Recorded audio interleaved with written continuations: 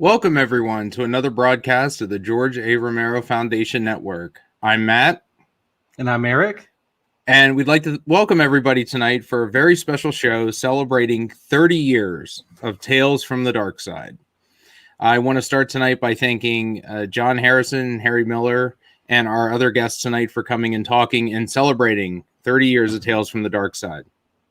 As we go through the broadcast tonight, we're going to be showing some things that haven't really been seen before. And this is going to be a really, really special treat for a lot of folks, especially if you're a fan of Tales from the Darkside and you know a little bit about it. And because of that, those surprises and clips that we're going to be showing, I'd like to take a moment here on behalf of the George A. Romero Foundation to thank the University of Pittsburgh Library Systems, who earlier this month discovered that their George A. Romero archival collection included a VHS dub of the rough cut of Tales from the Darkside. The footage we'll show you tonight in clips comes from that VHS. We'd especially like to thank Miriam Meslick for ensuring that the transfer would be completed in time for tonight's broadcast. I also wanted to make an announcement that the video broadcasts that we do, we back those up to audio and upload them as podcasts.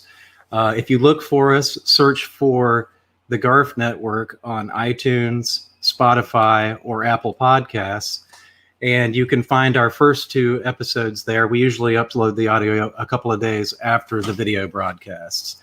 And I also want to announce that the GARF Network is presenting a brand new series presented by Tina Romero, actually hosted by Tina Romero, called Daughters of the Dead. And that first episode is actually up. She interviews Kate Rogel, daughter of Laurie Cardill, who played Sarah from Day of the Dead. That episode's already up right now, so you can download that again at Apple Podcasts, iTunes, Spotify. And also, I want to mention, before I move on, she has two more podcasts coming up with two more Daughters of the Dead, Leah Savini, as well as Zoe Raniger. And actually, that leads into our next announcement. Those two podcasts are actually uploaded for Patreon subscribers. If you go to www.patreon.com, the GARF official, and sign up as a Patreon subscriber, you can get early access to episodes 2 and 3 of Daughters of the Dead, which is will be airing on other platforms in about a week's time. And actually, that leads into our one more announcement real quick before we get into the main course. Did you want to go ahead, Matt, and announce our next episode coming up? Yeah, so Thursday night, October 29th at 8:30 p.m., we will be co-hosting a show with Tina Romero as she presents a live chat with the Daughters of the Dead. So Leah Savini, Zoe Reininger, Kate Rogel, and Tina Romero will be on live to discuss what it's like to grow up with fathers in the Romero universe. And we're really excited for that because it'll be a nice roundtable discussion with these ladies to really get some of their insights as to what it was like growing up with folks who had worked with George and that were in that universe and basically were around each other as they were children. So now, without any further ado, let's go ahead and bring on our guests for tonight's Tales from the Darkside, the movie 30th anniversary celebration. First up, we've got director John Harrison. Hey there. Hey, John. Hey, John. We've also got editor Henry Miller. Hello. Hey, Aaron. And last but certainly not least, we have Mr. Michael Felsher aboard. Hello, everyone. Hey. Hey, Mike. Hey, Mike. Good to see you. Good to see you. So, first thoughts, guys. 30 years. It's unbelievable. How's that sit with you? 30 years since Tales from the Darkside was filmed. Well, who would have thunk, really? I mean, we had a lot of fun making the movie, but I'm not sure that any of us really thought that, well, maybe none of us thought 30 years from then we'd still be around. So, it is pretty amazing. I have so many great memories of that, working on that movie, showing up the first day outside of a high school in Yonkers, New York, and seeing Leslie, John Harrison's lovely wife and newborn, Walking into the back door, I didn't know anybody. I had just met John a month or so before, and it was a really great adventure. I got to spend a lot of time in New York, and then we finished everything in LA. It was a terrific experience. Yeah, it's funny how you and I met, Harry, because we have a mutual friend named Rowdy Harrington, who's a very terrific director. I've known him for years and years and years in Pittsburgh. And when Darkside came up, I went to him and I said, "Hey, listen, man, I've got this movie and I need an editor. You got anybody that you can recommend?" And he said, "Yeah, you should go talk to Harry." And I never had met Harry, but I knew Harry because I was in Jack's Back. I played a real scumbag gun dealer, and Harry made me look halfway decent. So I went over and met Harry, and that's the rest is history. Harry's cut just about everything I've ever done since then. Was it Chooch? Was that the name of your character? Yeah, Chooch. Chooch. And by the way, I just saw a little note that Rob Draper is trying to get into the conversation too. So at some point, Hey! G'day, mate. The legendary Rob Draper, the director of photography, is here. Yes. You're muted, Rob. Rob, you got to take yourself off mute, Rob. Hey, listen, Remar is also trying to get in here, but he uses Safari. So I told him, and you can't use Safari to get on this. So you can copy the link into Chrome and it'll work. Yeah, I told him to all right. Don't pay no attention to this man behind the mask. I'm trying to get hold of Jamie and tell him what's up. All right, Rob. Thanks for stopping in. It's really an honor to have you. Hey, no problem. Absolutely. I couldn't let Harrison go unmasked. Okay, so you're in charge of John tonight. I got it. So, I mean, just as a fan, when you get introduced to a film like this, to just kind of get the big question that I have is, a lot of people parallel this and say this is the third Creepshow. How did the anthology approach with having stories by George and Steve King and all this stuff? Did that have any influences to how you guys put this film together?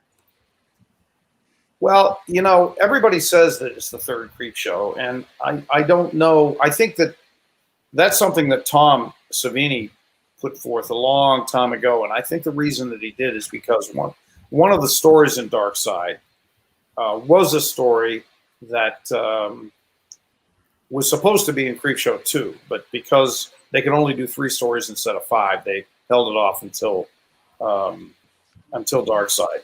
But I've never really thought of it as, and this is no knock on Creepshow or Creepshow 2, both of which I love very much. It's simply that that story carried over from the other ones. All the other stuff was really, I guess it was put together because of the success of the TV show. And that's how Tales from the Darkside, the movie, came about. There's no doubt that because it was an anthology, everybody compares it. And Robin can talk about this a lot. Rob and I, and Harry too, when we sat down to do it, we decided that each tale would have a completely different look and style and tone. And we wanted that anthology format to service that kind of storytelling. So each story was like its own little mini movie. Real quick, I want to announce that James Remar has joined us. Oh, fantastic. James. Hi, James. Hey, James. Hello. Thank you for joining us, sir. It's amazing. Thank you so much. Where are you, Jamie? You down in Atlanta? I'm in Atlanta. I just left, man. I'm sorry I couldn't see you on this go. You going to be there till the end of the year? Past the end of the year. Provided we don't get shut down. Yeah, I'm here doing Black Lightning for the CW. Oh, nice. Our 4th season. I've been, we just resumed a couple of weeks ago, and we COVID test 4 times a week, and sanitize constantly. So who fucking knows? Oh, sure. We have 13 episodes. Rob and I just finished doing a new that's season that. of Creepshow, and we were in Atlanta too, and same thing, testing all the time, getting the stuff shoved up your nose. But hey, man, it's great to be back at work. Great to be working. It is. Yes, it is. Very, very happy. So, hey, Jamie, do you believe that What are we it was doing? 30 years ago that we made? You believe it was 30 years ago that we made Tales from the Dark Side, the movie? Well, I do because my son was born. He was just turning a year old when we were doing it. So it's and he's a grown man now, and a big tall guy, and Greg Nicotero is down here in Atlanta making millions of dollars. It's sure, here we are. Yeah, man. Time flew right by. Or should I say So, hey, billions? Rob, talk. When I came up to your house and we were talking about the different ways, tell me, remind me about some of the styles that we talked about when we talked about the styles of each individual show. God, it was 30 years ago. I can't remember. No, the idea was that we talked through, what was it, Lot 249? And, what happened? No, I'm big. No, you're still going. You're good. Yeah, we talked through Lot 249 and figured that we were going to do that in a sort of warm, antique-y style that sort of was reminiscent of archaeology and felt a little Indiana Jones-ish. And then Cat from Hell was going to be. We really wanted to do Cat from Hell in black and white as we want to do everything. So we made it as neutral as we possibly could, given that we had to shoot in color. And then doing all the in-camera transitions throughout the show, so that I remember that was your big thing, was you wanted to come up with a way of doing the transitions into flashbacks without just doing simple dissolves. And I remember that took us weeks to work out exactly how we were going to do that, especially given the limited time and limited budget and being on location for most of it. And then the final one was, we were going to go really high contrast and lots of smoke and long lenses and all that sort of stuff, so that they'd have the three very distinct looks. Yeah, it was, and it really. I think that's one of the reasons that people liked it, because it felt of a piece because of the Debbie Harry wraparound story, but each of the stories felt like its own little mini movie. Yeah. So why? I mean, with all of the ideas of shooting each segment stylistically differently, what was it? Was it a budget reason that why it didn't happen, or was it just after you saw the film it just didn't work together? What do you mean, Matt? Well, if each segment was going to be shot a little differently, like the high contrast or the black and white, how did that not happen? Was that a budget? Happen. No, it did happen. We did it all. I mean, Rob and I were able to get all that stuff done. We did. The only thing that we didn't do was shoot one of the episodes in black and white, because it just wasn't. Paramount didn't go for it, and the producers didn't go for it. But everything else we tried. I mean, we got the whole Raiders of the Lost Ark thing done. Jamie's episode, Lover's Vow, we made it very romantic, and so that all worked out great. Mm-hmm. And also the Cat from Hell. When they told us we couldn't shoot it in black and white, we did what we'd done earlier in an episode of Tales from the Dark Side called Everybody Needs a Little Love. Oh, yeah. And we dressed everyone in black, white, or grey, made sure all the walls were black, white, or grey, all the props were black, white, or grey. And so essentially we shot it in black and white. And I got a funny story about the casting of Lover's Vow, because Richard Rubenstein, the producer who put this whole thing together, was a friend of Ray Don. And Ray Don had a house up in upstate New York, and so did Richard. And they used to play volleyball, believe it or not. And he went up to her and said, "Hey, Ray Don, I've got this movie. Do you want to be in it?" She said, "Yeah." Who's going to play? Who would play opposite? Who would play the character of Preston? And so she called me up one day, and I said, "There's an actor that I've always wanted to work with ever since I saw him in. I think it was maybe The Warriors was the first one. But everything I've seen Jamie in, I think he's great." She said, "Jamie."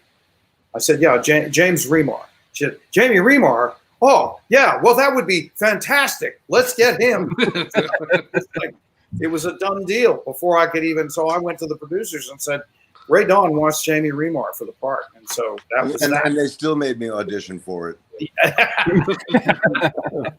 That was just for fun. Hey, James, I had a question. You had played so many bad guys up until then. What was it like finally portraying a good guy? It's I don't know. That's such a. It was a relief, because I am a good guy. I was going to say, because actually you are a nice guy. Getting constantly playing characters that are not like you, is good for the acting muscles and all that stuff. But as a method actor, it can become very unpleasant playing unpleasant people over and over and over again. And people, because movies are so widely seen by so many people, you'll have strangers coming up to this on the street and tell you, "Oh, you were such an asshole in that thing. I hated you." Who fucking needs that? So you get to play somebody that's a lover with a beautiful woman like Ray Don Chong. It's, you get to be an actor instead of just, you play the same thing over and over again. You just become a prop. You're no longer a living, breathing thing, and it's an unfortunate, byproduct of being typecast. But Hollywood is not known for its courage. They didn't want to shoot the middle segment in black and white for whatever fucking reason, because they didn't have the guts. That's all. It's just they thought, oh, it would upset the audience. They don't fucking know. If they had done it and it was brilliant, they would have taken all the credit. But then it's like, James Remar playing the loving artist. I mean, my God, he's a bad guy. Yeah. James Remar never fired a shot in anger at another human being in his life. That's acting. If I did, I would be in jail. So that's kind of the long, short answer. Mm-hmm. It was a relief, and I'm glad, and I've always been grateful to Jonathan for letting me do it. For having the guts to let me play a sensitive artist, who cried real tears and had kids and loved this woman and was all insecure, not just beating people up and killing them. It was delightful. Yeah, I think the only time you got violent and beat anything up was the model of the architectural artist thing you were doing at the very beginning. Oh, that was out of his artistic angst and frustration. Things weren't going good. Things were not going good, but that's the reason you met her, and so there you are. Yeah. You went off to the bar, and the rest was history. Yeah, well, I got a call from my agent, who then dumped me. Really? He was the guy that was definitely at the bottom. He was at the nadir of his Robert career. Klein. You remember working with Robert? I loved it. I can't stop my leg. When I said, "Wow," Robert Klein said it live, I can't stop my leg. For those of you who don't remember that, he did a gag on what was it, Saturday Night Live? Yeah, he was where he played the harmonica. Yeah, yeah, harmonica, and he's going no. I can't stop my leg. Yeah, and Ray Dawn was, not like, she had done Quest for Fire, which to me was like one of the real exquisite movies of the 80s. Yeah. One of those big 70 millimeter, peeks into the past and I was in love with her. and so it was easy to play someone that was in love with her on screen, and it was not misplaced. She was just lovely. But that was what was great about that episode, Jamie. I mean, because what we were able to do was, and the way Rob lit it and the way Harry cut it, it ended up being the least of the horror stories in that movie. And it was just a really sweet picture about these two people, aside from the beginning when the gargoyle shows up and at the end when the gargoyle shows up. It's just a love story the whole way through. Well, and that's what accentuates the horror at the end. Yeah, exactly.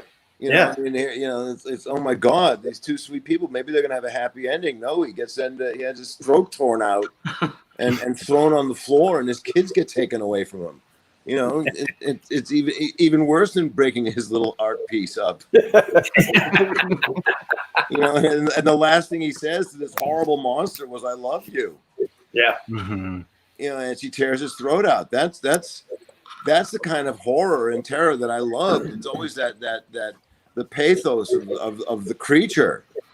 That's what I grew up on when the creature was just really an allegory for some misunderstood human being. That was gruesome and fumbling and yet had this heart and was always in love. And all the 50s movies, the creature would carry a woman. I was just, it's funny you should say that, because on TCM last night, they played Creature of the Black Lagoon, the original. And I was watching that, and it's a guy in a rubber suit, but it's still like really, it's got all the pathos you're talking about, because he sees that woman and he wants her, and then everything goes downhill from there. We had a great cast on this movie. I mean, I can't believe my luck in how we put this together, and it's the producer's credit to some extent, because they enabled that to happen. But we had Jamie, and we had Ray Don, we had Robert Klein, we had Buscemi, Steve Buscemi, we had Julianne Moore. I mean, we had all these fabulous actors that came up to this little. What was it, a high school, Harry, where we had the stage? Yeah, it was a high school in Schenectady. Yeah, I mean, it was ridiculous. No, I'm sorry, Yonkers. Yeah. I had a question, John, about the casting of Debbie Harry and Jake Johansen. Was there a deliberate effort to bring in musical talent? I don't know whether you'd say it was deliberate. And I'm not really... I can't remember exactly how Debbie got involved in it, except that I think, again, it was either Richard or Mitchell Gallant, the other producer, who knew her or ran into her and said, "We're doing this movie, Tales from the Darkside, the movie." And I believe she had seen the television show and wanted to do it. And she came in, and she was perfect for it, because she was so opposite the witch that is in that movie. I mean, we could have cast it very archetypally. We could have found somebody who was very nasty and witchy and so forth. But she just seemed quite unlike you would think Debbie Harry. She seemed like a middle-class suburban woman, and it worked perfectly. David, I don't remember. I think that was just an agent call. Somebody called up and said, "Would you be interested in David Johansen?" And he said, "Yeah." And he had started his Buster Poindexter thing by that time. So I knew he could act. I knew he could perform. And he was crazy. I mean in a good way. I don't mean he was crazy on set. He was totally professional. But he and Bill Hickey, who played the bad guy, Drogon, we were always wondering on set, like, where are they? Come on, bring them to set and so forth. And they'd be down in the green room in this mansion we were talking about, drinking gin and telling old war stories, and it was hard to get them out of the dressing room, get them up to the stage. But when they were there, they were fantastic. And the only thing with David was he found it a little bit hard to swallow the cat. He did. He found it very hard to swallow that cat. But he was game. There's a funny story about Harry. I have to tell Harry. Tell the story about you in the editing room and being parked right outside the. Oh yeah. So it was during the summer that this was shot, and I flew in from California. I had a bunch of stuff. We set up. They put me in a big, enormous classroom. And next door to it was another classroom where we had the projector and we're going to show dailies every day. So I went to our line producer, David Kappas, and said, man, it's just terribly hot. I mean, I need something. This is an old school. It's got no air conditioning. I need something in the room that, so we don't die. So, a day later, some guy shows up and he puts a window unit, AC unit in our window. And it's like, great. Okay. We're getting, we're making progress. We're cutting together. And then the next day it's like, man, I feel a little woozy. And I started talking to my assistant and said, is everybody okay? And we were all like, well, I don't know. I feel a little off. So I walk outside and I found that they've put a gas generator, or maybe right under the AC unit. So it's just sucking all the into our room. And so I go to Kappas. Well, you're trying to kill me. But when we finish this movie, you got to move that generator someplace. Yeah. So they were trying to kill the editing team with carbon monoxide. Typical horror. Gentlemen, I have an 8:30 call I got to take, so I just want to say thank you all, and it was great seeing you, Jonathan. And I'm going to have to take off now. Jamie, thank you so much. Thank you, James. Seriously, thank you for everything. Good to see you all, guys. Love you very much. Thanks, James. So long. Thank you, James. Amazing. Terrific. Glad he's able to drop by. Actually, Yeah, that was really cool. it might be interesting to talk about how we did the shot, because David Johansen was hilarious when we were talking about doing the shot of the cat going into his mouth, and we decided to shoot it because we were shooting on film in reverse, but we didn't want to have to do an optical, so we put the camera upside down and ran it backwards, which meant that I wanted to start the camera inside David Johansen's mouth. And so when we explained that to him, he was a little bit, he was saying, well, how wide have I got to open my mouth to get a camera inside it? And I said, no, we're not going to put the ARRI camera inside your mouth. We'll get a periscope lens and we'll put that in your mouth. But we want to get it right inside your mouth so that when it plays in reverse, it'll look like the cat goes right down your throat. And I never forget that night. I mean, it was kind of scary for him because we had a dolly and the camera underslung and there were wires and cables hanging off it everywhere and a 3-foot periscope lens stuck down his throat. And but the shot worked out great in the end. But he was terrified when we first came up and said, "Okay, open wide, David." It's not every day you go up to an actor and say, we're going to shove a camera down your throat. I mean, unless you're in a doctor's office, and then it's a whole different thing. There's footage I have of that either Kurtzman or Nicotero shot of the cat ass that's on his face for the shots that they would animatronically, wiggle around. And they're just outside there talking, and he just takes the cat ass and just puts it up on the top of his forehead like this. And he's just talking to us, oh, okay, we need you, okay. Boom, and just puts it right back on and heads in. It's like, that's an odd thing to see someone just be casual having a wiggling cat butt going down your throat. It's just like, that's just how it is to make a horror movie. Absurdity in just the most normal situations. That's why my kids are never afraid of horror movies, because I brought them on the set and they see all the shit and how we do it. I've taken the magic away from them. It always amazed me that one of the hardest things to shoot is animals. And there was so much of the cat, but the cat, I don't know what it was like on set, but what I got in the editing room generally was really good, and it wasn't like you were shooting hours and hours. It's not like we're shooting today where you can turn on a digital camera and just let it roll until the cat hits the mark. And that's true. That's definitely true. Yeah. But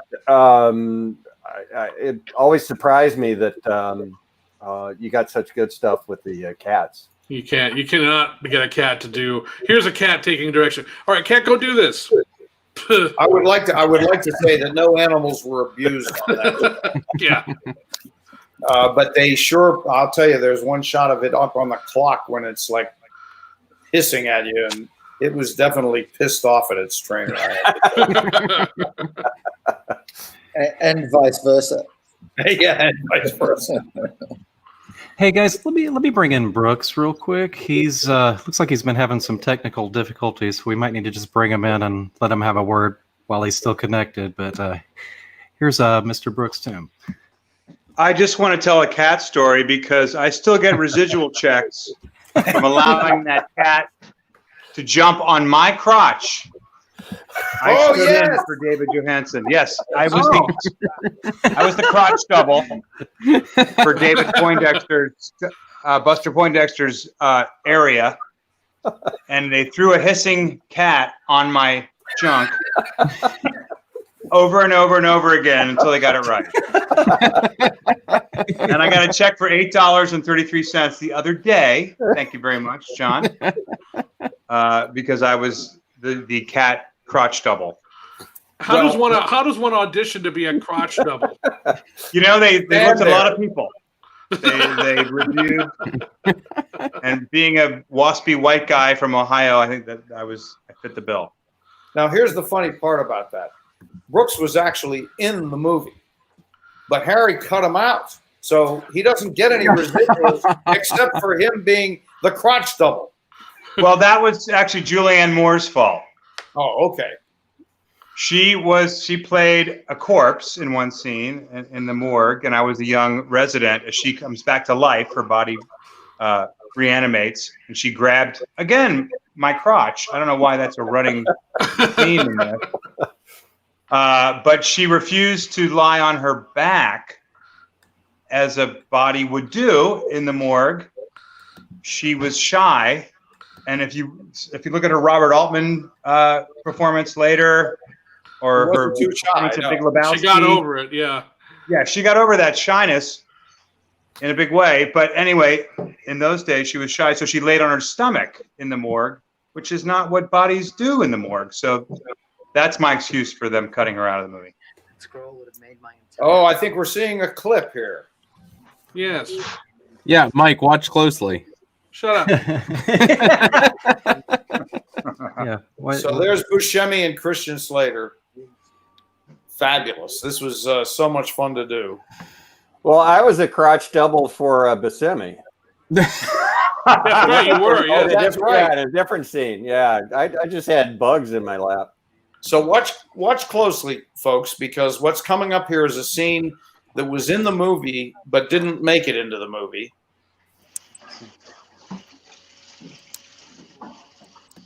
Oh, yeah, would you look at that, the morgue scene? Here we have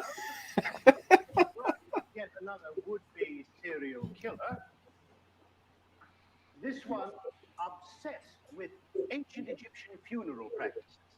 Probably seen too many King Tut movies. The purpose, symbolic mummification of his victims. There's Julianne. In his own mind. That could have been anybody. I don't know. It didn't even need to be her. Intended to consecrate these two overbred preppies. Overbred preppies.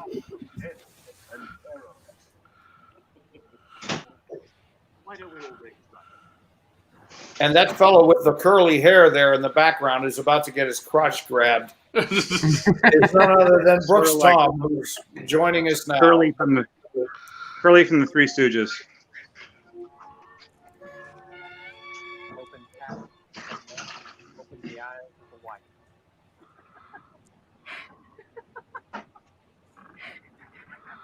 Ralph Ferrero. Yeah. Well, I was just thinking of this guy I know. Couldn't distinguish a Third Dynasty sacred scroll from a piece of post-Alexandrine pictogram born. Whatever that is. Yeah, dumb bastard. So ultimately, why was that scene cut? It wasn't super long, but what made the decision to not include it? Harry, I'm going to defer to you on this one because I'm not sure I remember why we cut it out. Well, there was some. We had to cut stuff for time. That was one thing. And this ending was a reshoot. This particular piece wasn't in the original plan. So I think what was decided was if we had the monsters show up at his door, the mummies show up at his door, then we didn't need the preceding scenes at the morgue.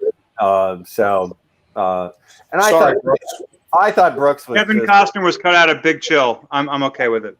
I thought Brooks was hit it out of the park, and it was so sad. It was okay. I did discover though that in the trailer and the TV spots, there are a couple of shots from that deleted material that made it into the trailer and the TV spots. Oddly enough, because I had to restore the trailer, and I was like, "This doesn't match. Where the hell did this come from?" Like, oh, this is from other footage I don't have. So it's just like, so there some of that they must have done the trailer and the TV spots earlier in the process than sometimes they normally do. They must have had access to that footage. It always happens that usually when we've delivered a director's cut, we have to turn over a version of the movie to the promotions people. And so it happens all the time that stuff gets into trailers that doesn't end up in the final movie. Now, I would just like to step in and say one thing. For those of you who don't know who I am, I'm a DVD producer and filmmaker. I produced the recent Tales from the Darkside Screen Factory Collector's Edition that came out, and I did the documentary that's on there. It's a multi-part documentary that involves many of the people present here. And as has happened many times, there we go, has happened many times over my career, we'll be doing a documentary and learn all these things. You get all these great materials. I got great behind-the-scenes footage from Greg Nicotero and Robert Kurtzman, photos of the yin-yang from everybody. I mean, it was an embarrassment of riches. But as we'd get in the documentary done, I keep hearing stories about the morgue scene and other stuff that, was cut from the movie and little bits and pieces here. But, that stuff is lost to time. No one knows where it is. And of course, and this has happened several times, I finish months and months and months of work. And then very shortly after that, guess what? We found the rough cut that has all the stuff that you wish you had 3 months ago. And I had hoped that was not going to happen in this particular case. And I just logged on tonight to find out that it has. And I'm handling it okay. I'm fine with it. I'm very happy that it's turned up. Granted, it's a few months late, but that's okay. I'm just glad that it's out there, and that for a future edition, whenever that will happen. I mean, it only took 30 years for this one to happen, so it'll probably be just another 30, and I'll be 80-4. But whatever, whatever. At least it's turned up now, and that's really great. And I want to just thank the people involved for turning it up at this particular time instead of maybe a little while ago when it might have done me some good, but that's okay. I'm not bitter. So, Mike, very well. Mike, I just got an email from Shout Factory. They'd like you to go back and redo this again. They're wondering why you held out on them. They will be in touch shortly. Yeah, but I'm going to be in touch with you shortly. but like it says on the screen, Pitt's Library System and the George A. Romero Archive. Thank you so much for finding this tape. Yes. Much to Mike's response. I am glad that it turned up. It's good. Mike is very happy that it exists. I'm very happy that it's available. I can't tell you. It's great.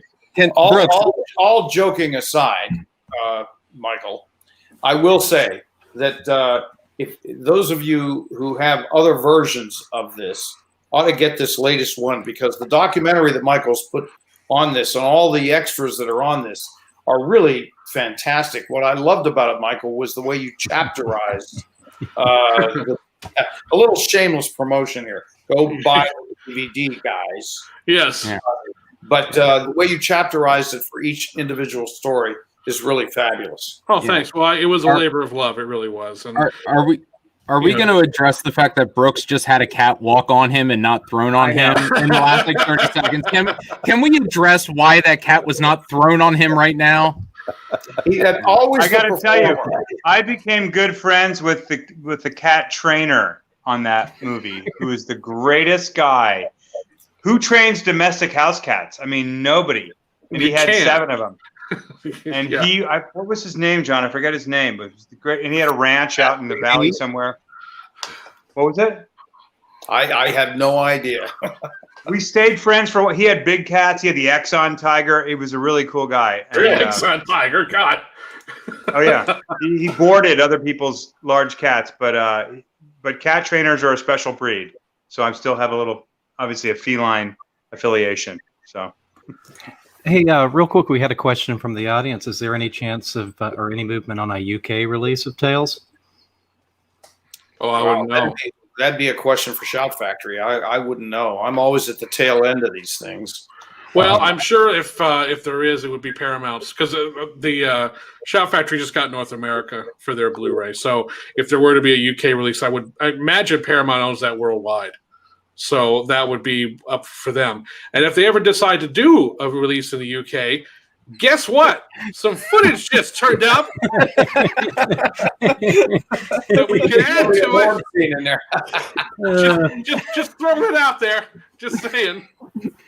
Hey, Rob, I want you to tell everybody about the way we use the because you and I have traded on these gags.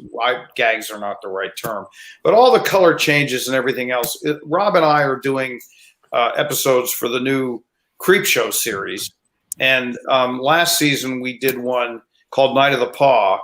And when I went down to Atlanta and started talking to Rob about how we should shoot it, I said, you remember that stuff we used to do in Tales from the Dark Side, the movie? And Rob was the first one who really talked me into doing this. And because I had a little bit of a theater background, I got it right away.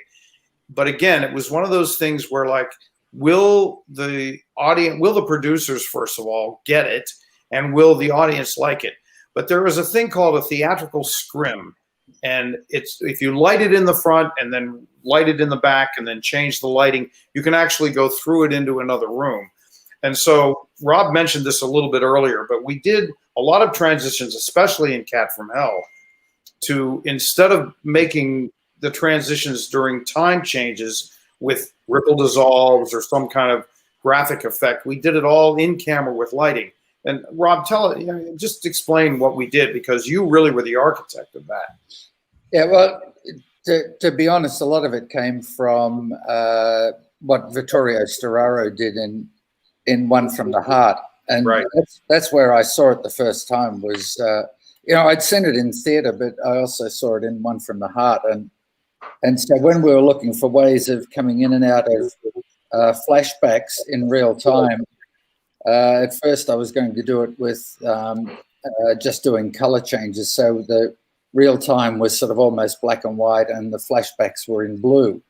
And that meant that I had to light every scene twice, because back then we didn't have LED lights, so you couldn't change the color within one lighting unit. I had to have, I'd light it once for the scene and then I'd light it again for the flashback, and we'd have to do crossfades for that. But one of them was William Hickey was telling the story in the room with the fireplace, and we had to get into the car crash with the cat running across the guy's face, and then the car crashes and it rolls over and flames come up. And the way we did it was we had William Hickey in his wheelchair, and he's sitting in front of the fireplace and he wheels out of the shot. David Johansen watches him, and then we cut to the stage with the wall of the room painted onto a theatrical scrim. And as David Johansen watches in the real location, we then cut back to William Hickey on stage, wheeling into in front of the theatrical scrim. with the same lighting on him and the back wall. Then we fade down the back wall, and behind it is the car with the driver in it and smoke blowing and blue light and God knows what. And so we fade down the light on the wall and dolly in past William Hickey, and now we're into the scene behind it where the car's being driven down the road, and then we cut inside for the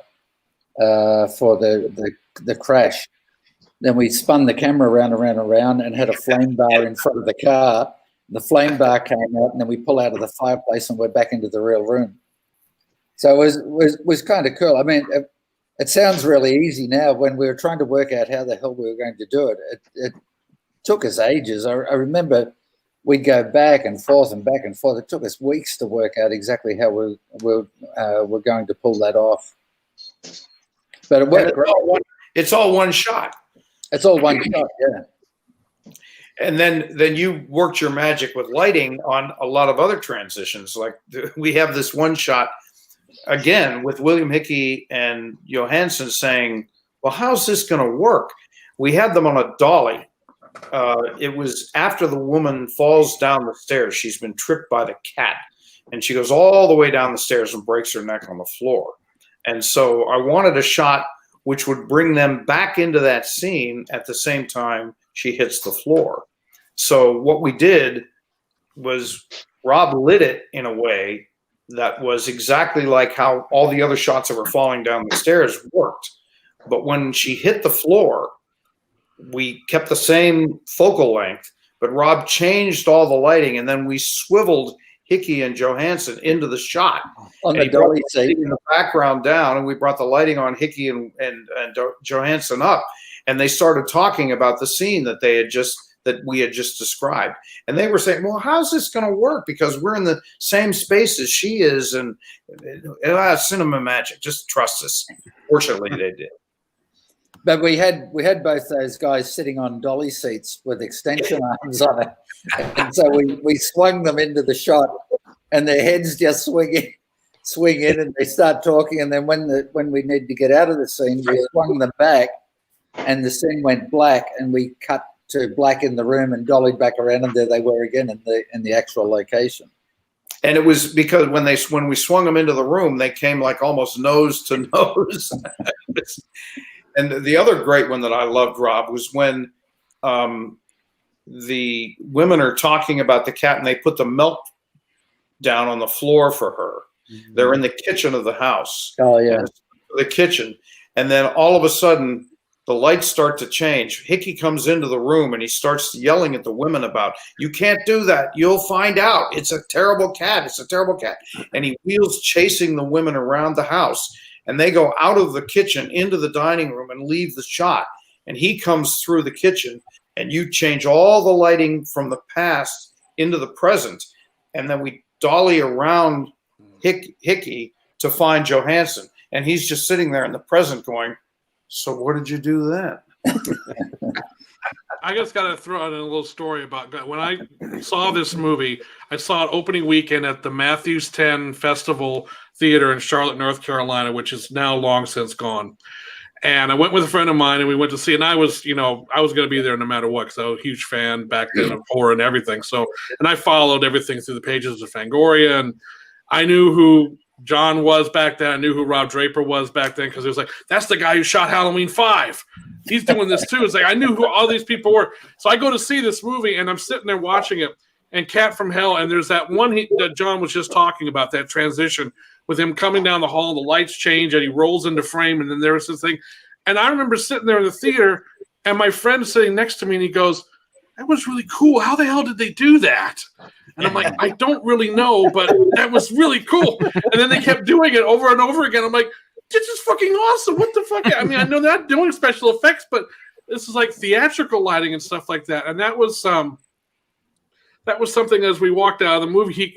I remember him turning and saying, that really, because my friend was not into horror movies that much, but I remember him turning to me as we were walking out of the lobby and going, I don't really like horror movies, but that one was really kind of weird and fucked up. I liked it. And I was like, yeah, it wasn't it?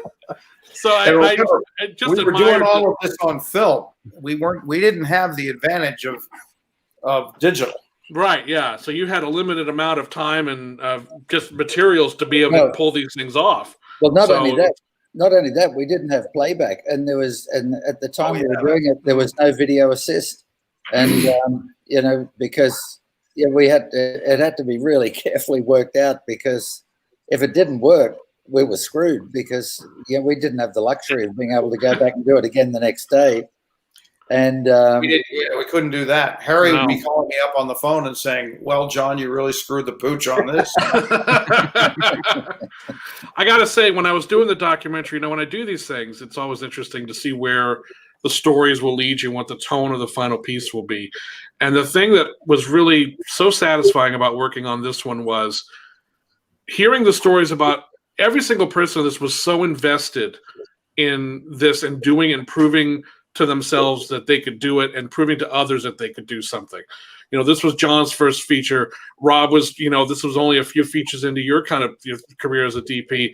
Ruth Ammon, the production designer, it was her first big theatrical job. A lot of the actors, it was their first job. And so I got the sense as I'm watching all these interviews, it's like, damn, everybody here really gave a shit and was putting in every single thing that they could think of in order to make this work, putting in crazy hours, pulling shit out of every orifice that they could think of to try to make any given scene work. This was not just a studio assembly line job for anybody, and that this was really something that everyone put their heart and soul into, and it all shows on the screen. And the thing that I was really the most amazed by after it was all over, this movie was only made for a few $1 million, and yet it feels like a $20 million production. I don't think it was a few million, Michael. Yeah, it was not much. I mean, you guys did not have a lot of, practical resources at your hand, but you figured out how to make it work. And it would never have occurred to me after walking out of that movie back in 1990 that this was not a robustly well-budgeted production. This was like, no, these people just really are talented and threw everything they had into it. And that was what came through in the interviews and made working on the documentary such a pleasure to me, because, again, this wasn't just a job for anybody. You guys really wanted to make the best possible movie that you could possibly make, and you threw everything you had into it. And that's always so inspiring to see, and why it's so important to document how movies were made back 30 years ago. And this movie would be made so differently now with the technologies that are available to it, but at the same time, that wouldn't change the heart and the passion. Yeah, exactly. I mean,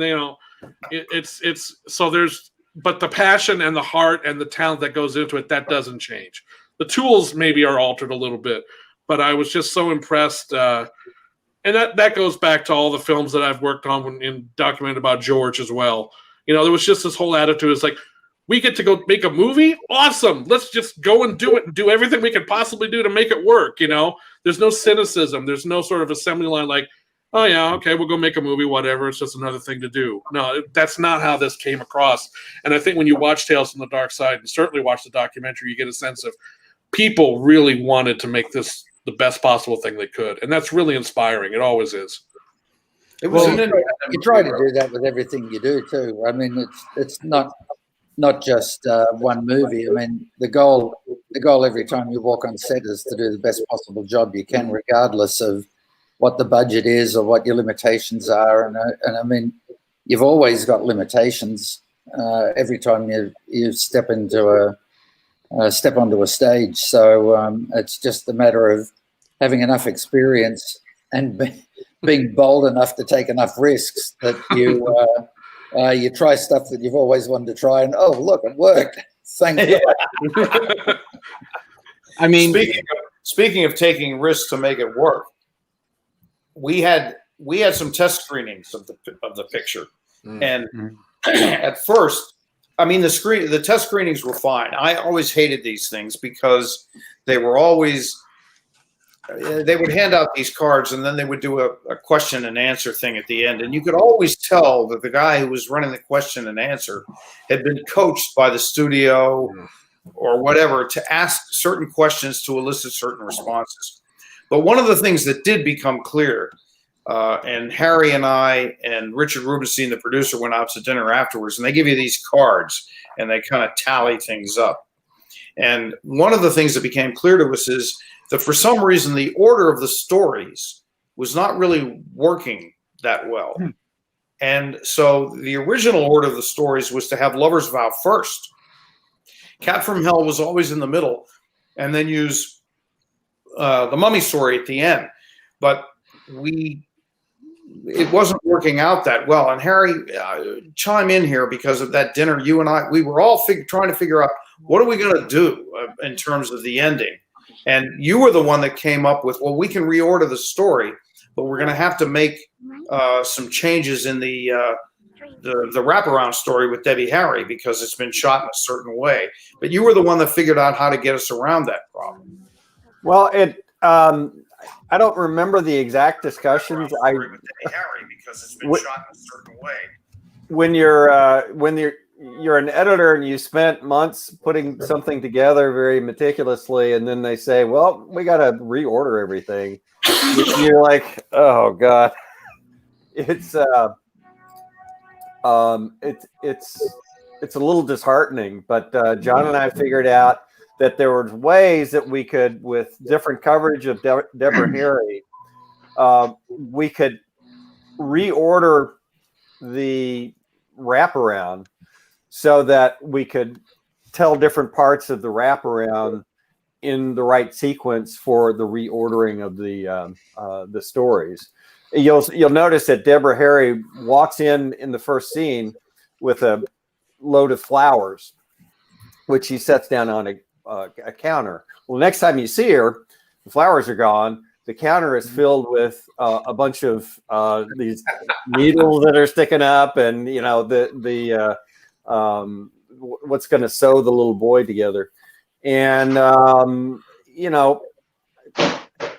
think we got away with it. I notice it now. I notice all sort of inconsistencies in continuity, but it made the stories work. We had to add some ADR. We had to recut these scenes so that it made sense, but it did. Yeah, it's too bad a version of that cut doesn't exist anymore, so that we could see an example of what it was like when all these different stories were in different order. That would have been nice to include on the DVD if something like that existed and just didn't turn up recently. I'm sorry. Your DVDs must have a lot of memory. Felsher's memory is better than DVD. He's never going to forget this. No. Uh-oh, what are we looking at? Goodness, you really did keep the best one for last. That was just the final transition from the cat story. Well, if it means anything here, I never noticed the continuity issues. I was too caught up in the story. No one did. It was, it's not like I was sitting there going, "Hey, wait a minute, those vegetables weren't there. I'm out of here." So if you're doing that, then you haven't done a good job. But no, the movie was so entertaining. She could have had a cougar lying on there, and I've been like, whatever, I don't give a shit. We had a fun time when we had to throw her in the oven, because Debbie was a little concerned that we were throwing her into an oven with a gas flame coming up in front of her. But we assured her that it was far enough back and put it right in front of Rob's camera so that it made it look like it was coming up near her, but it really wasn't. Well, she dodged a bullet. Something almost fell on her on set. A piece of lighting or some grip equipment almost fell on her. She was walking. Ruth Ammon tells the story. She was walking on set, and something fell like a foot behind her, almost killed her. And she was just like, "Oh." It's like no big deal. But everyone was like, "Oh my God, we almost just killed Debbie Harry." I don't remember that. Yeah, I conveniently forgot that too. We were non-union. Yeah, that's right. I mean, we were talking about, the movie wasn't made for, it wasn't an extravagant budget, but I mean, let's talk about the special effects. I mean, they're practical. We are all fans of practical on-screen in camera effects, and you guys had a young K&B effects group. It was their first job. Yeah, so I mean, talk about, because you had is it Robert Deek who played the Mummy? Mike Deek. Mike Deek. He played the Mummy and the Gargoyle. So you guys had a 2-for-1 on that, where he was able to double both those segments. So I mean, let's talk about how they came about. These great effects. Well, I mean, everybody knows that Greg worked with Tom Savini on Day of the Dead when we were all doing that movie. And when the time came to do this, Richard and I were talking about, well, how are we going to do this? Tom was off making Night of the Living Dead, the remake, his version. And so Greg had started KNB with Bob and with Howard. And so we said, well, let's get them to do it, because they'd already established a little bit of a foothold that they knew what they were doing. The one thing that Richard asked them to do, he hired Dick Smith to be kind of the consultant, the overarching effects guy. And so he asked Greg and Howard to go up and meet Dick and tell them about how they were going to do certain effects. And they did. They went up there, and Dick Smith called back the next day and said, "What do you need me for? These guys know exactly what they're doing." You don't need me. So they came down and they did it, and they had all the gags worked out. They built the gargoyle. They had the whole Cat from Hell thing worked out. They had the mummy worked out, and it was a terrific experience working with them. And we could do this all practically. There was only one really, I guess you would call it, visual effect in the movie, and that was the beginning with the opening shot coming across the roofs and seeing the gargoyle. This is the last one at the end, where we come across the roof and we look up over the top of it into Preston's artist's atelier, and that was an effect that was finished and created by Ernie Farino, with whom I've worked, and Harry has worked many, many times. Great special effects supervisor from Earth to the Moon and so many other, Dune. So he did that, but otherwise it was all practical. Well, even the, John, if you recall, even that shot is a miniature. It is a live action shot. It may be motion, stop motion. Yeah, but it's. I was going to say there's so few visual effects in this movie. The only ones that we decided to add in later, I mean, outside of a dissolve or a fade in, fade out, today, every show I work on, every 4 or 5 shots, there's a visual effect. We're painting something out. Where I did the pilot on a show called The Tick, and the guy's uniform, the Tick's outfit fit so poorly and was so uncomfortable and kept peeling off that they spent I think $100,000 in post fixing the suit, which they continued to do through the rest of the season, or the rest of the first season. But we had almost no visual effects. Everything was practical. The only thing that we added later was, and it may have been me that felt that in Cat from Hell, we would cut to these angles up, looking over the foyer where the characters were walking in, and I thought, well, if this is the cat POV, it should look different, because cats should see something in a different way.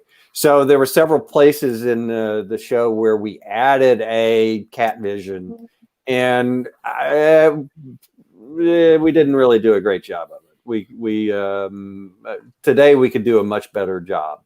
But that was, other than that, everything else in the movie pretty much is practical. It's totally true. And it's why I loved Rob's lighting effects, because it gave you the sense of visual effects without it being visual effects. It was all practical. It was in camera. Well, we had an interesting. Did you have any major on Friday where we were shooting and we had to do? I can't tell you too much because I can't give away anything. But we had to do an effect, and the director wanted swing tilt lenses, And I said, well, and because they didn't want to spend the money on swing tilt lenses. So I said, look, I think I can do this practically in camera without doing that, without it having to be a visual effect. So what we did is we had to create a sort of an unusual perspective, not that distinct from cat vision. And so the way I did it is we just unclipped the lens from the lens mount and just slid the lens in and out at 60 frames a second. And it looked fantastic. Yeah. Hey, remind me of that, man. We're going to use that on the next one. Yeah, it looked incredible. Did you guys have any major issues with the Gargoyle Suit? Not that I can recall. I mean, listen, whenever you were the show that I just did with Rob in Atlanta on Creepshow, we had a monster, tall, big creature. Whenever you have a guy in one of those suits, you've got limited time to work with him because, first of all, it's incredibly hot. And these guys are they're encased in latex. And so it's a really hard job for them. But they know it. And so when they tell you what they can and can't do, you accommodate that. But as far as I was concerned, the mummy performed and the gargoyle performed exactly as we asked it to. So one of the questions I like to think is like a then and now. So 30 years ago, for John, Harry, and Rob, how has shooting practical effects changed between Tales from the Darkside and what you guys are doing now? Has it become easier? Are there more challenges? Or, have you seen a difference? Let me address that first. Producers at this stage basically put almost no pre-production effort into the movie before they start shooting. They don't create graphics. They don't create burn-ins for televisions or anything, and everything is left to post. And it's really frustrating because rather than think stuff out and do it practically and do it interactively, it's always, well, you guys figure it out. Yeah, and it's really a kind of a penny wise and pound foolish attitude. Oh, yeah. Pre-production is the cheapest money you can spend on any production. And the more time you have to prep, the better the shoot is going to go. Because you're not trying to make it up on the day. You're not trying to fix something on the day that doesn't work. Now, television is a little bit of a different animal because it doesn't have the latitude of having that much pre-production. But nevertheless, if you could spend time with your creative artists prior to, and that's if you're doing it digitally or if you're doing it practically. I mean, the one thing we have right now with Greg on a show like Creepshow is that he's been doing it for so long that it's almost pre-pro'd before you get there anyway. He knows how to do it, and his team and his company is there to do it. So you can rely on that. But otherwise, we'd be showing up on the day, and it would be, well, how are we going to do it? Do we have a guy in a suit? Are we doing this post? Whatever. Yeah, the other big advantage now is that some of the effects and some of the monsters and some of the stunts can all be shot on an iPhone and rehearsed on iPhone, and then the guys will bring the stuff to John and I and say, look, this is what the stunt's going to look like, and we can look at it and work out camera angles from that. So that side of it, I mean, you just couldn't do that back when we shot Tales from the Darkside. But the other thing is that when practical effects still take a bit of time, and you've still got to get them right, and they've got to be lit correctly and all the rest of it. But we have the advantage now that we can play it back. So we can look at it and say, no, we need to adjust the lighting, or we need to make the fill light less, or we need to change the camera angle or go to a longer lens, because we can look at it played back and know if it works or not. But having said that, there are very few occasions where we've prepped it and we shoot it, and the first time you look at it, you go, yeah, that works. Okay, let's do a few more takes. One thing that's going to change, if you've been following some of the writing and discussion about Unreal Engine and the way they shot Mandalorian with the LED lights, where things are projected onto screens, and rather than shoot it on green screen, you're shooting it in a real environment. I think that's going to become, Rob, I don't know if you've started any sort of show like that, but I really think that that's going to become very popular, because people will, rather than act in a empty green room, they'll be in the full environment, and the producers, everybody will be able to see what it's going to look like, but they have to put in the pre-production to design it. Those I've shot in a couple of big LED studios where the screens are like the screens you see in Times Square, and they'll have basically a 3-wall set with a roof on it, and those 3 walls are basically playing back a video. For example, if you're driving a car down the street, you've got all the real lighting effects of the street playing on the actors in the car, so you don't even have to light it. It's lit by the screens. And the stuff looks fantastic. And I know they just did it. They just shot a series of tests at 20th Century Fox in Australia that I happened to see, and where they were doing day exteriors and night exteriors against those LED screens, and you could tell it was, when the person was lit by the screen, you couldn't tell it wasn't shot out in the real world. And they're doing that because a lot of people are saying, no, you can't shoot on location anymore. And so they're sending a crew out to shoot the plates, then come back and use those LED screens. But it looks fantastic, and it's much better, as Harry said, than doing green screen, because you know exactly how it's going to play, and the actors are playing in a real world rather than an imaginary one. Yep. We've actually got a couple of questions come in from the audience. Let's see. People are watching this? The first one. Let's see. What were John's inspirations for his Lover's Vow score? Oh, my God. I can't point to a particular piece of music that inspired it. What I can say is that, like the cinematography and the production design and Harry's editing, we wanted the music for each episode to be completely unique to that episode.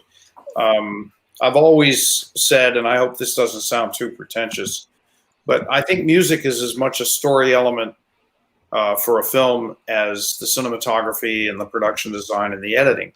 It's a narrative element, and if it's used properly, it can not necessarily tell the audience what they should feel, but it can offer elements of story that you're not getting from the other elements of a film.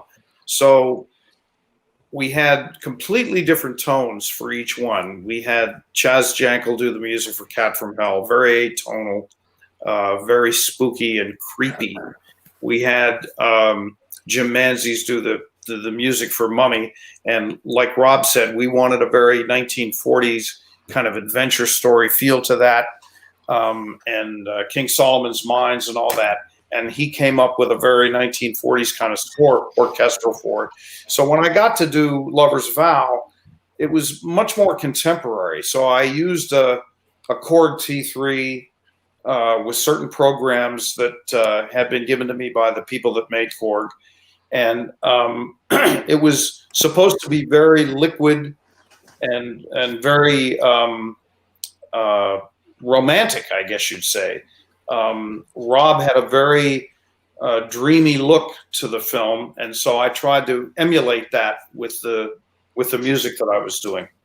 And so I can't really say there was a particular piece of music I guess if I thought really long and hard about it, I could probably come up with other pieces of music that I really listened to a lot and were part of that and probably seeped into this feeble brain, and I imitated them. I can't think of them right now. So basically, I invented it myself. We need more films scored by you. You need to do. I want you to start scoring more movies, man. The fact that we only have a few is not enough. Well, I'll tell you, when we did that, the producers made it very clear that they did not want me to do the score, and the reason was not because they didn't like the music, because they had obviously paid for Creepshow and Day of the Dead, but they didn't like. They thought it's going to be too much. And I thought, nah, man, I can do it. I can do, I'm not tired and everything. Meanwhile, I'm passing out.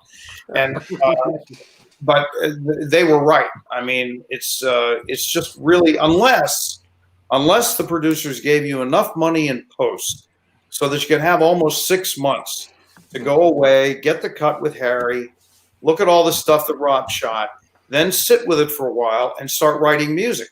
But that ain't going to happen. So, I mean, we're sitting here 30 years later talking about Tales from the Darkside. And I mean, it was a movie I didn't see as a younger lad. I saw it, late teens, early 20s. A friend of the show, Dan Roushey, asked, what do you guys think is the lasting legacy of this film? I mean, we're celebrating it 30 years later. I mean, Shout Factory's giving it a great release. So obviously it has a place in cinema history. So what do you guys think that is? That's a good question. All right, folks, good night. That's it. We're done. It's a classic. Could answer that question. John and I went to a midnight screening 2 or 3 years ago in Hollywood. And John called me up and said, well, there's this theater on Fairfax in Hollywood, and there's going to be a midnight screening. Can you come? We'll talk about the movie. I'm thinking, who's going to show up and watch this movie? Its longevity has completely buffaloed me. I have no idea. I had no idea that it would be remembered beyond the initial release. But it was a full house for a midnight screening, and it was pretty cool. I mean, I without again trying to sound pretentious about it, I think that the fun of this movie is that first of all that it is fun, and it's got the requisite scares and a little bit of the gore. It's got great effects. It's also got, dare I say, some artistry to it. It's a beautiful looking picture, and it's the kind of thing that you can watch with kids. So each new generation comes along and they kind of discover it. And I really thank God for DVDs, frankly, because otherwise this movie would be lost to obscurity. I mean, it came out, it did okay. But it wasn't until the early 2000s, and I was sitting in a color timing suite doing Dune, and the guys from Paramount were there, and I said, you've got a film in your library that you should really think about putting out on DVD. It had never been put out on DVD, and they said, yeah, it's that little old horror movie from back in the 90s. I said, yeah, man, but it's put it out every Halloween. You'll make your money back. And they finally agreed to do it. And I got George to do commentary with me, and George Romero. And, it keeps coming back every year. It's like Undead.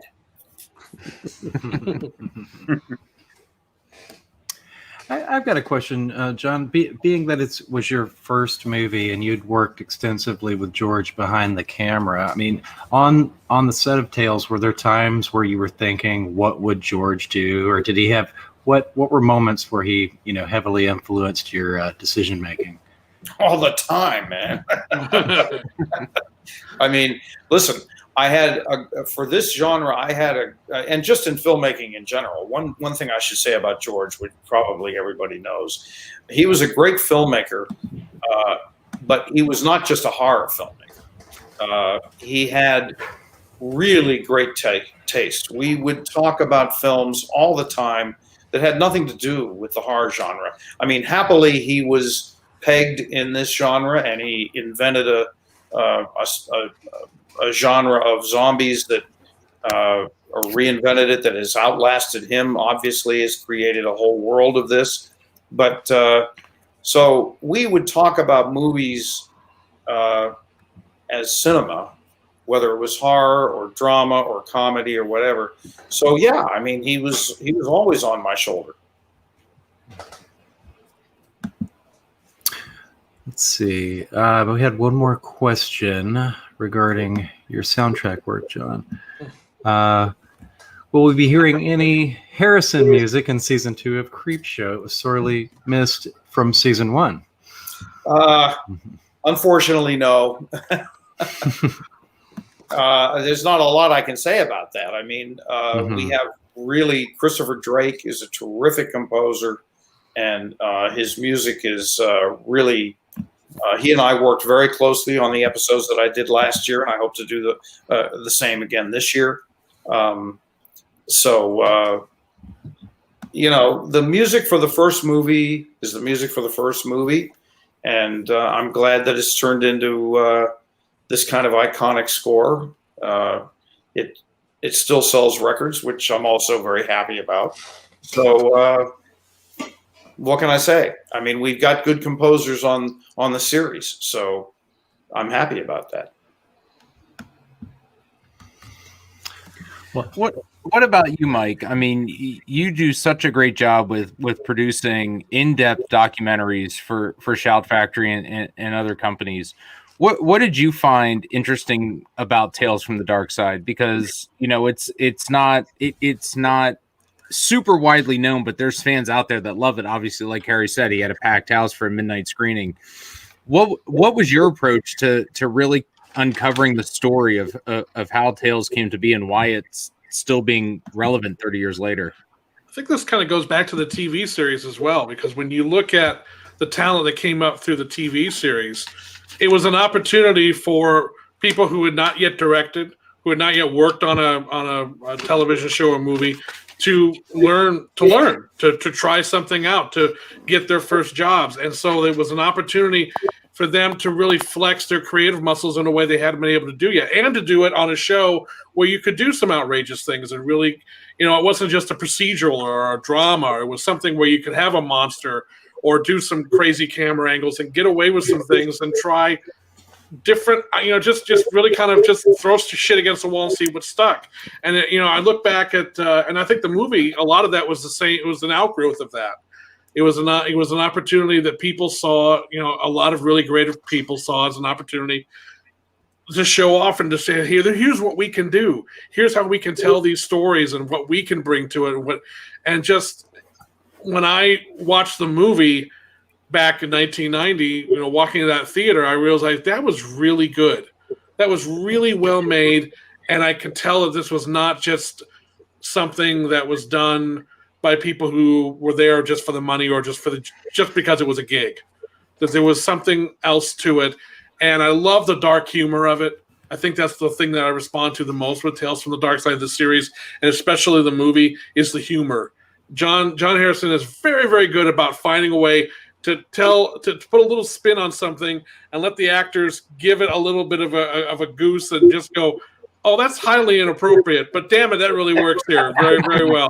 And yet, one of the thing that when I watch the movie now, and it was true back then when I watched it, how fortunate it was that they decided to have Lover's Vow as the final story, because while it, you know, Lot 249 certainly has the Mummy and has a couple of really spectacular deaths, and Cat from Hell has some really outrageous, over the top shit in it.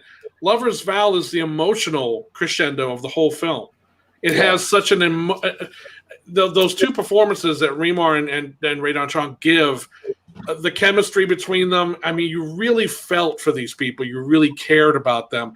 And so that when that final moment happens and she turns into the gargoyle, okay, maybe it's not the most action-packed episode, but it was clearly the end. It was like that, okay, we can't follow this up with anything else because it doesn't seem substantial enough. You were really building up. And the fact that you guys, and learning about this when I was doing the documentary, that you guys realized that at some point, it's like the order's wrong. How do we fix this? Instead of just going, well, it is what it is. Like, no. We have it. We just need to figure out how to fix it. And you did. And it's been a privilege to me to do a lot of these documentaries, not just for Tales or for George's movies, for a whole slew of other filmmakers. People like Fred Decker did the Monster Squad and did Night of the Creeps, films that were similarly not appreciated at the time, but have come back in a big way later on. Just to see how much of them that they put into this, and how gratifying it has been for them to see that people did care and that people do like these movies. And it's not just the people who saw them back then; it's the generations coming up. You go to a screening of some of these movies now. It's not just people my age that were kids when the movie came out. It's the kids of the people that are my age. It's they're passing it along and they're finding value in it too. So it's a generational thing. So it's not just nostalgia for the select few who saw it back then. A movie like this doesn't last 30 years unless there was something special about it, unless there was something that people brand new to who weren't even alive when the movie was made can go and watch it and say, hey, there's something out of the ordinary about this. There's something special about this. How many films from 1990 that probably made a ton of money, maybe even got awards back then, no one talks about today. No one gets the shit. No one even remembers. But and I do want to do a little shout out to, and Michael, you just brought this up. I want to do a little shout out to the TV series that spawned this, because Richard Rubenstein, the producer, and George put this thing together, and it ran for 4 seasons. Rob Draper was the cinematographer of the New York series of it. That's how I met Rob. And it really was it was the best film school that I could have ever gone to, because I got a chance to write them and direct them. And it was the care and the love that we put into each one of those little half hours as young filmmakers, as kids that didn't know anything except they wanted to make little movies. It was a great opportunity and a great training ground. Yeah, that series still, and that's a lot of people have great affection for that series, and I think that has benefited the movie. Yeah, the series. When I got onto that, Bill Teitler was the one who basically saw my reel and hired me on that, and that was the first narrative material I'd ever shot.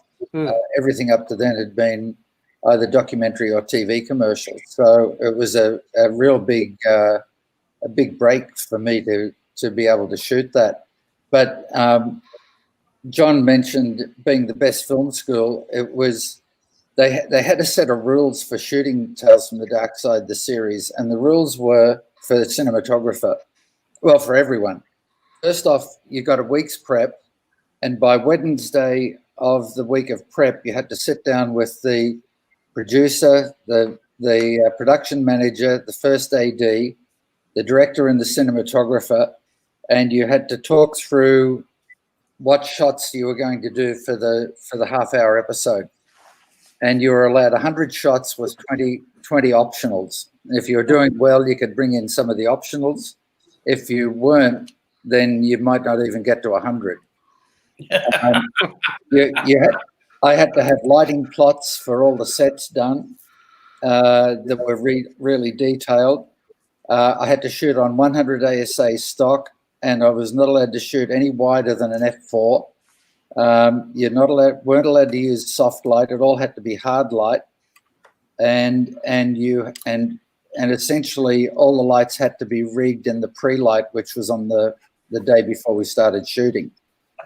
And what it taught you was how important prep is, and how important it was to know exactly where those lights had to go, because there was no getting up in the grid and repositioning the lights. What you did in that pre-light was what you had to shoot with.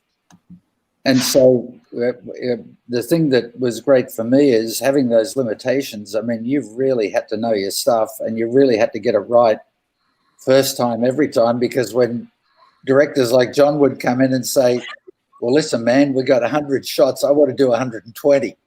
And you go, okay, well, I'm not going to move any lights then. And in actual fact, a lot of times I just use one light because I figured, hey, that's the easiest thing to do. Put up one light and make them hit it.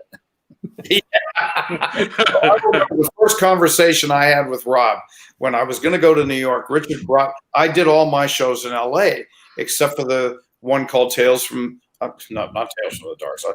Everybody Needs a Little Love, starring Jerry Orbach and Richard Portnow.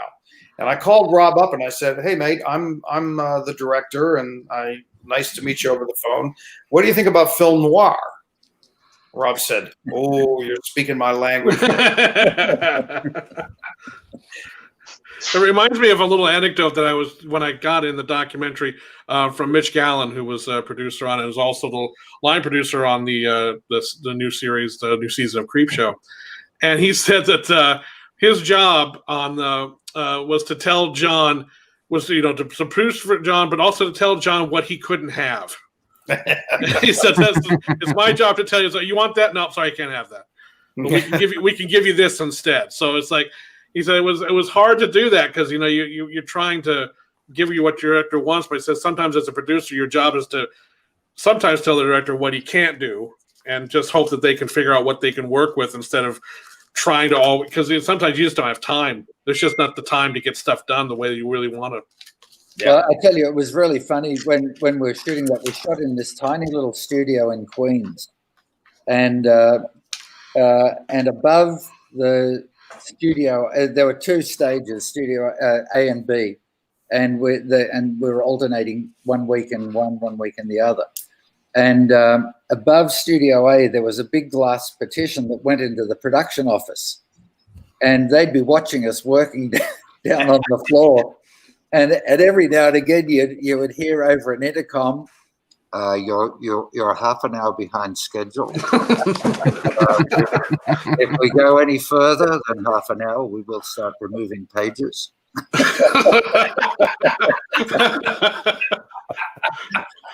And everybody go, "Oh my God! Yeah, God spoke. We better get going." Yeah, yes, Lord, we will get on it.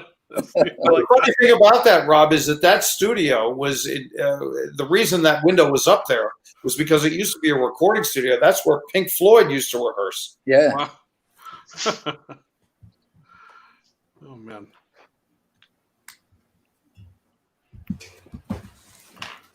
All right. Well, I want to thank everybody for showing up tonight. It's hard to believe it's been 30 years. It's unreal. Seems like just yesterday it was coming out, and it's actually, unfortunately, I still have this old school DVD. Get that out of here! Get that! I don't want to see that shit. Eric, you don't have the one with the Easter egg of the morgue scene, right? That was put in on one of those special releases. I'll have to dig around for that. I'm coming for you, Blazi. I know where you live. Yeah, but now Brooks is going to want all kind of residuals, man. I mean, I have the VHS tape, Michael, in my attic with the time code still on it. Oh, really? That's cute. I do. He can put that on his next DVD. Yeah, there's more to it than what they showed, too. More to it. I'm gonna go out and walk into traffic now. This is great. No, I do want to remind everyone to pick up the new Blu-ray from Shout Factory. Absolutely. No, but by all means, to watch Tales from the Dark Side in a beautiful format, along with a bevy of wonderful extras produced by yours truly. Pick up the recent Shout Factory, Screen Factory, whatever, Tales from the Dark Side Collector's Edition, available at fine retailers everywhere.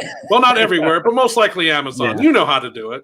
Yeah. No, Mike, thank you so much for putting together a great documentary, and John and Harry and Rob. I mean, you guys did a great job. Thank you so much for giving us a long-lasting film like this. Brooks, thank you for your crotch work and Tales from the Dark Side. That's not the first time I've heard that.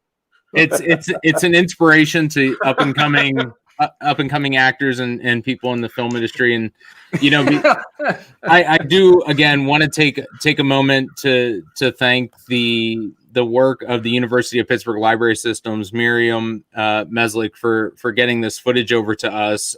Mike, keep her. She's on your Christmas list. Give her a card. Say thank you. No, seriously. Thank you to them for helping put this together so we could see, a long lost scene and add something new again. After 30 years, we're still discovering things about films that we thought had said it all. And John and Harry and Rob, again, thank you. Brooks, thank you very much for the insight. This is why we want to do this, and we appreciate it. It was a pleasure and an honor to do a documentary about this movie, to meet all you guys. I mean, John, obviously I knew you before, but when I first met Rob, it was like, I felt like I've known this guy for 10 years already. And it was to be such a fan. And it's always great when you're a fan of someone's work and they turn out not to be a raging asshole. Hey, that's really good. We forgot that Harry also has a crotch scene in this movie. Yeah. That's right. Yeah. When the head splits open and all the bugs come out, that's actually he's a crotch stand-in for Steve Buscemi. That's right. So that's the theme of tonight's show. It's all about the crotch. It's all about the crotch. And again, thanks for James Remar for showing up. I'm a lifelong James Remar fan. That was super fun. I'm glad he took some time to come in and hang out with us. I mean, he's a great guy. You guys are all fantastic. Love all your work. You guys have touched upon some of our absolute favorite films and classics, and we definitely want to be seeing more from you guys. So keep at it. Well, you will. A lot Creepshow season 2 coming up soon, I'm sure. So we're anxiously awaiting that. Yeah. Well, thanks, guys. Thanks for having us. Thank you guys. It's been an absolute pleasure and an honor. Great to see y'all. And bye, guys. It was good seeing you all again. All right. Bye-bye. Coming for you, Blazi. I'm coming for you. I'm telling you. I got the footage. I'm running. I'm coming.